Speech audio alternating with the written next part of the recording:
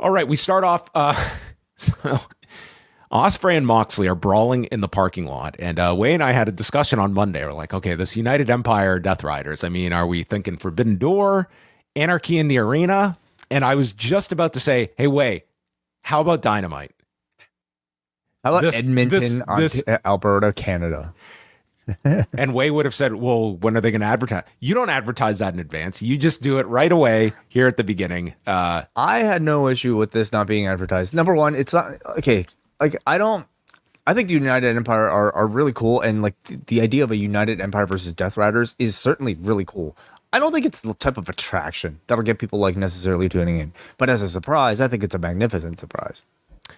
Yeah, I can see the arguments for and against. I know tomorrow there is going to be the whole who are these guys debate that will come out. And that is going to be a talking point that people will have here. Now, to say that, though, you have to ignore how supercharged this crowd was for this match. They were super into this. So, and like, everyone, like these United Empire guys came in like to work their asses off, and they did.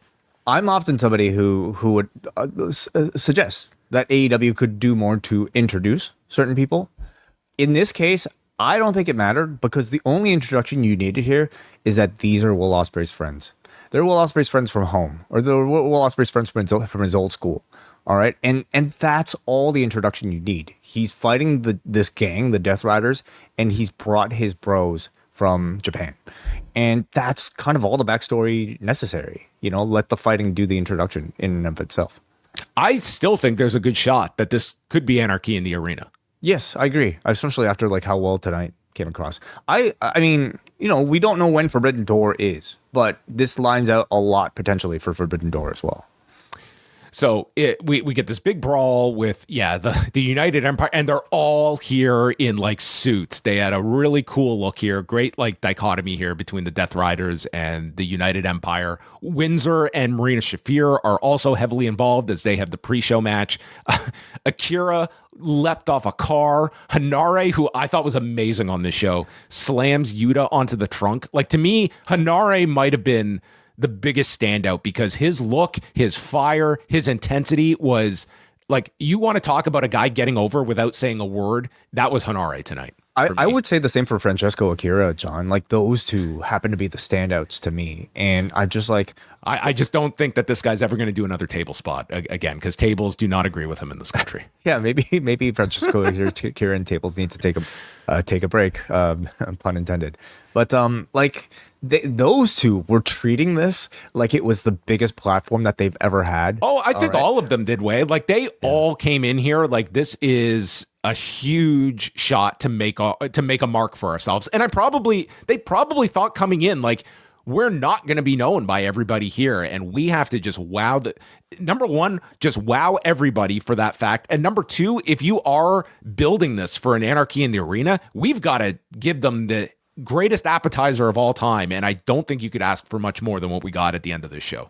I think they were fighting for jobs in AEW, and well, I don't know how that really helps our New Japan perception when our IWGP champion is going on a monster for it's just like TNA and WWE. If you get airtime on WWE television, you get over, you're probably getting signed. I would say similarly for people in New Japan. Callum Newman maybe being the exception. I don't know how long of a commitment he's got with New Japan, but I hope they sign him to a long-term deal. So big brawl here to start. It was funny because several times during the match and with this, like Newman's double stomp is called the Excalibur. So you had Excalibur, but he didn't call it Excalibur. And I was so disappointed. I was like, oh, this is like the perfect crossover spot. And our main event, it is the United Empire against the Death Riders. And what a match this was. They start in the crowd. It's insanity from the get-go. Windsor and Shafir getting involved as well. Francesco Akira, who this was this man's 2-hour audition in AEW. He brings a ladder out, climbs it inside the ring, and just leaps to the floor. Claudio is grabbing his shin, but appeared okay afterwards. Claudio saved all of the Death Riders throughout this match from near death. There's a table brought out. Ospreay and Newman worked amazingly together here. They were just in sync, doing all these like tandem spots together. Really great stuff. No hints of any dissension, and I think that would have been way too. This is the first introduction for a lot of people to the Calvin. This would have been way too complicated if you were teasing dissension between Ospreay and Newman. The focus was to introduce the United Empire as a united front here. Exactly. This is the start. This is Will Ospreay bring his friends along. Then you can take a seat for the breakup story. Yes. Henare at one point fights all four by himself and takes them down, and he goes to put Garcia through the table. This is when Claudio makes the save. Moxley tears apart a kendo stick and starts stabbing Ospreay in the eye, and then puts the kendo stick up the goddamn nostril of Will Ospreay as Excalibur. We've never seen that before. Always a new orifice to explore. Yeah. We get Ospreay and Newman coming back with double os cutters onto Garcia and Moxley. Henare hits the rampage to Claudio, putting him off the steps through a table on the floor. And then Francesco Akira meets the unknown tag partner of the Death Riders, that being this table that he chose, as he power bombs Garcia so hard onto this table it doesn't break. So we cut away. There's some other action. We go back and we see Akira leaping off the apron. He goes so high, like a make good. The table doesn't break from the guy's splash. I think Daniel Garcia was dead at this point, or at least his ribs were turned into powder. This was the most uncooperative table I maybe have ever seen, and Akira was putting everything into trying to break it. He did unfortunately overshoot the dive a little bit, but yeah, I guess maybe the tables are a bit tougher here. Newman puts Pac through the table with an Excalibur, no problems on his end. And then Ospreay takes multiple paradigm shifts. Newman comes in, saves Ospreay, and sets up Moxley in the corner to take a hidden blade into a table that smashes, and the two pin Moxley in 20 minutes and 50 seconds. A blowaway, excellent match that I think should be Anarchy in the Arena, because they did such an amazing job here. And I think that Sunday's match should be like Moxley, like it should be a really gruesome battle that they go the time limit and you can come back with Anarchy in the Arena. I think that's a good direction to go. I think so too. Like a match can be so good that I don't think you'd be disappointed at a time limit draw. Especially if like this seems to be a very long-term story that they this match was longer than what we're going to get on the pay-per-view. Yeah, you're right. But they have stories to tell for Forbidden Door that you already kind of have the genesis for, and then maybe beyond that. Not to mention the matches that can take place on the New Japan shows, whether it be stateside and also in Japan itself. I thought this match was so good, man. I thought this was excellent. Like you could see these United Empire guys, they were coming out to just have like the performance of their lives in front of a big audience, and I just thought they all did great here. But Henare, to me, just leaped through the screen. Akira just did everything imaginable in this match to get himself over. And I thought Newman, like the chemistry with Ospreay was just fantastic. Like he was kind of like the close associate of Will Ospreay. And just, you can mix and match so many of these pairings if like this certainly felt like an introduction rather than just some one-off with the United Empire.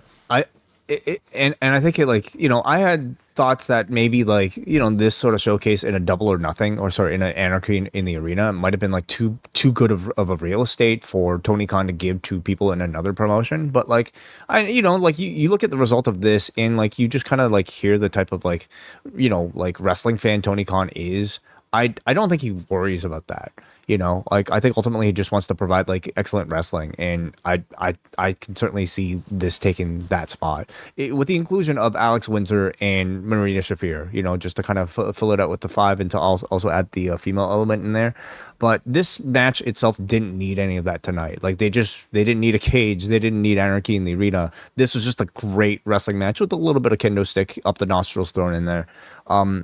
Man, I also think they did a great job of establishing Callum Newman and Will Ospreay's relationship here. If the idea for this crowd tonight, for an AEW audience, is to establish that Callum Newman is Will Ospreay's protege, who now is the IWGP champion, I think they managed to achieve that really well with their stereo offense, and that, of course, sets the course for their eventual match that's already being heavily teased, in New Japan.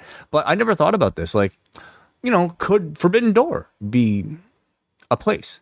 Where you do Ospreay versus Newman. Remember what the match was at Forbidden Door last year? It was the lights out steel cage match where Ospreay gets taken out by Moxley. Like, you could play it full circle, where this year it's Ospreay gaining his revenge in the same match with the United Empire, and that's his last obstacle before All In. Well, I actually was saying Ospreay versus Newman. Ospreay and Newman. I thought you meant this tag. They're building that so much on New Japan. I don't know if they would, put that for Forbidden Door, but like, could a chapter of Ospreay Newman take place?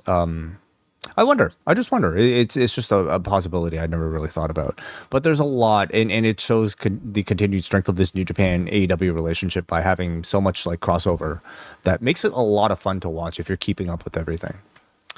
So Ospreay went for he teased the Tiger Driver after, and Claudio saved Moxley afterwards.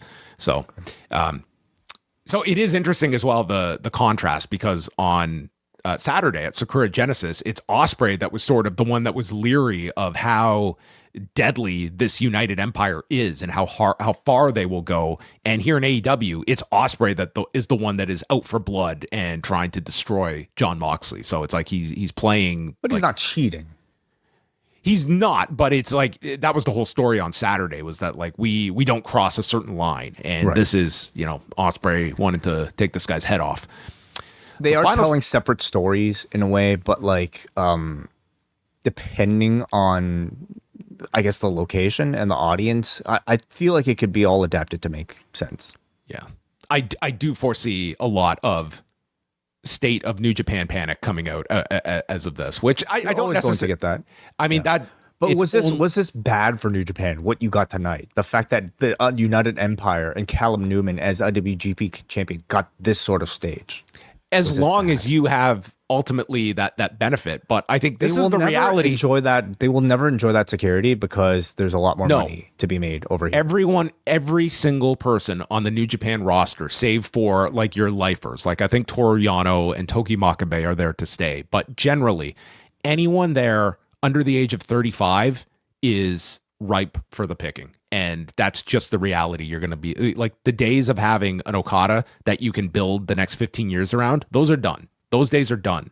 And it's just get as much as you can out of these performers. Hopefully there's a value. And I would still look at Callum Newman, that like there's a lot of value to him staying in New Japan at 23 and having that experience as a top guy. But it's going to be very hard if he suddenly, you can list off all those reasons that New Japan is beneficial. If he were presented with a contract when he's contractually free, and you see those zeros and all of like making it in the US, that's what is going to drive so many of these guys. It's making it with one of the big companies in the US and making a living that you couldn't fathom when you started in wrestling. If you're Hiroshi Tanahashi, I can't imagine you'd be upset at all by the way your faction beat the Death Riders on AEW TV tonight. It is WrestleMania month at postwrestling.com. Wei Ting and John Pollock go live all WrestleMania week beginning Monday, April the 13th. Sign up for the Post Wrestling Cafe and you will get live shows all week long leading into our coverage that weekend of WrestleMania 42. This month, we're also bringing you reviews of Spring Break 2 from New Orleans in 2018 and a special Patrons Pick edition of Rewind Away. Sign up now at postwrestlingcafe.com, and this month, new subscribers get 50% off for the first month. Head on over to postwrestlingcafe.com.